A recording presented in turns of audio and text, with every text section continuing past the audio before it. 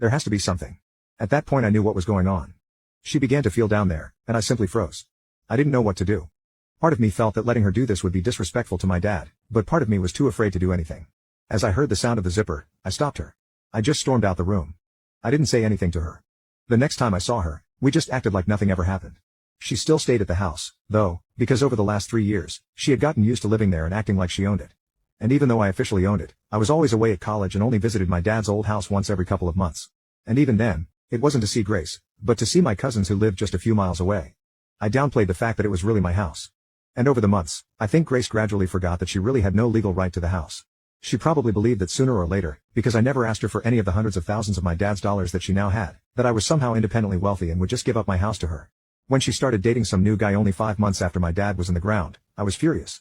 When I came home from college after graduating reading, she and her new boyfriend, some sleazy-looking dude named Ivan, who was also from El Salvador, were acting like I was a guest in my own house and that they owned it.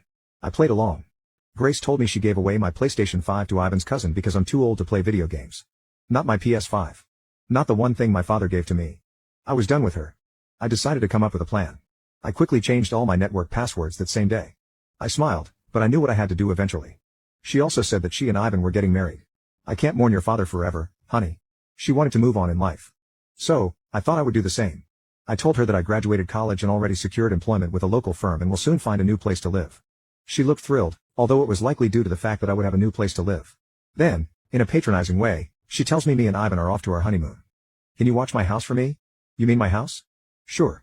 I live here, so it shouldn't be a problem. She scoffed at me. What a beach. When they left for their trip, I immediately put out advertisements, offering to lease my house. I hired movers and had all of Grace's furniture and possessions boxed up and put into a storage rental facility. I rented to a wonderful young family, a barrister and a schoolteacher wife and their 2 preteen children. They pay me their first and last month's rent and sign a lease for a year. I warn them about my crazy stepmom who thinks this is her house, but I present them with contact information to my lawyer, the same lawyer my dad retained in case they need any assurance that I'm on the level. I also gave my lawyer the information about the storage facility, including the fact that I generously paid 4 months of storage in advance, which is a whole month longer than Grace's check. I then found a great apartment in the city near my new place of work. There I met a woman in a restaurant frequently at night after a long workday. We have been dating 6 months now and are engaged to be married. Grace, of course, tried to shriek and cause trouble when she realized she got kicked out of my house. But my lawyer quickly shut her mouth without my having to ever speak to her garbage face again. From what I heard, now that she lost her only family and lost her place to live, she and her trash husband were forced to move back to their home country, El Salvador, and I assume they're blowing through my dad's money and will soon be broke. So maybe Grace will go and try to exploit some other lonely man into giving her his money.